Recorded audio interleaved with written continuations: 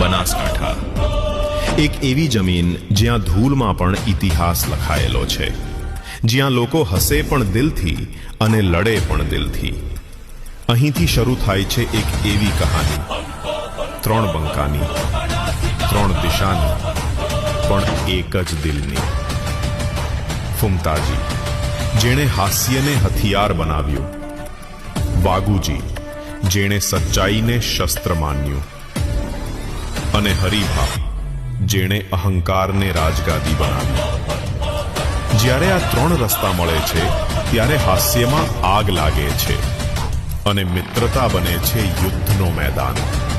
ધૂળ ઉડે છે, ટકરાવ શરૂ થાય છે, પણ અંતે માત્ર દિલ જીતે છે.